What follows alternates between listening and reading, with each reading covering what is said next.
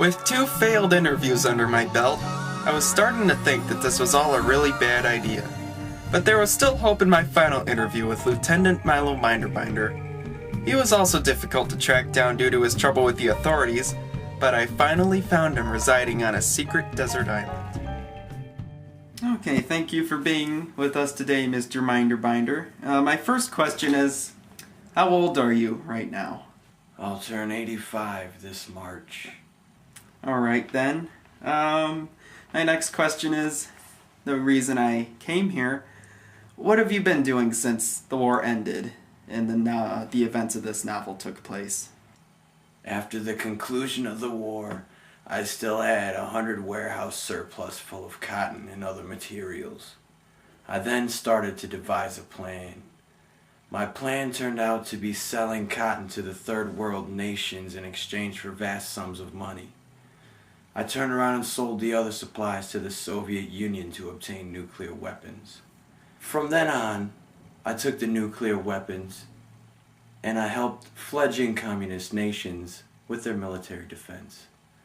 After that, everything was going all good until the CIA started to get on my case along with the FBI, and I decided to move to New Zealand. When in New Zealand, the 60s arrived and I started to pick up the drug trade.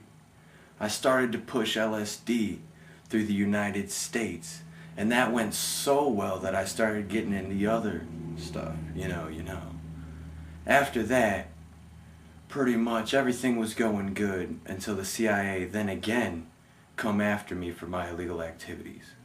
And here I am now, living on this desert island, safe from the authorities, living an exemplary life as a super rich billionaire.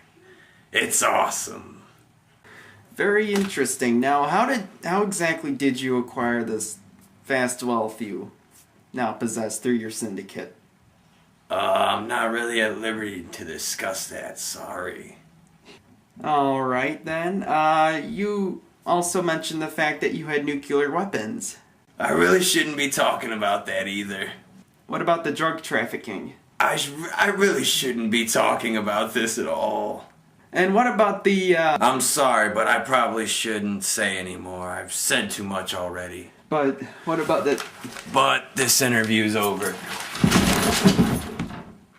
Oh, my fake hip! Well, there you have it. My absolute dream project. It yielded almost no information whatsoever and was a near complete waste of my time. But that's okay. I know I learned why no one has ever done this before, as it was a waste of time.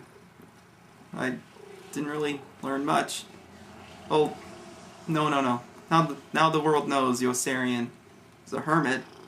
Nately's whore is still whoring at 86, which is quite remarkable. It's gotta be worth something. Nowhere, the record books. I think that'd be good for the record books. 86-year-old whore.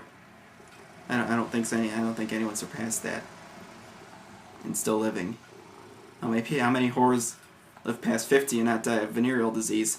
It's pretty remarkable. And there's Milo on that desert island in silhouette. I wonder what he really looks like to the people. Oh. It's over. I'm gonna go. I'm gonna go now. Come on, Patrick.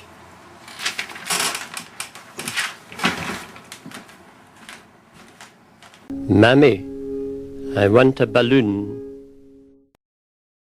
Do you need illegal goods at reasonable prices?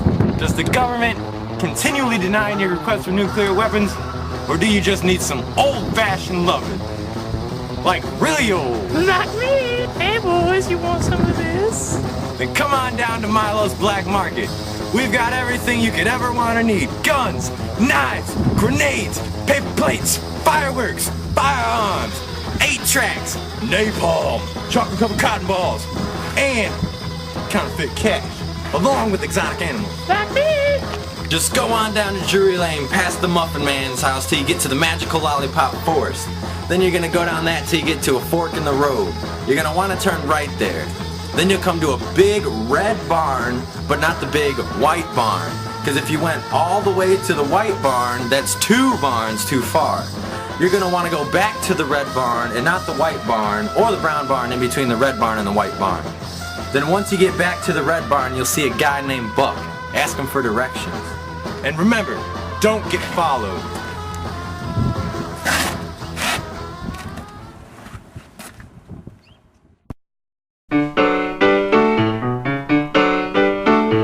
Mud, mud everywhere, mud. Or do you just need some hope? Crap!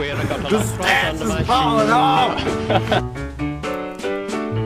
What shall I do with a lump of mud, Mommy? What shall I do? Peel a leaf from the linden tree and wipe it off your shoe. What shall I do when my shoe is clean and step back into the mud? Press another lump of mud back on so your shoe won't look absurd. Come on, man. Mud, mud everywhere, mud. What Does the will government I do? continue? Mud everywhere. He should have let it kept going. Good, great. Lump right under my shoe. Let's use one of the old ones. Oh, shut up.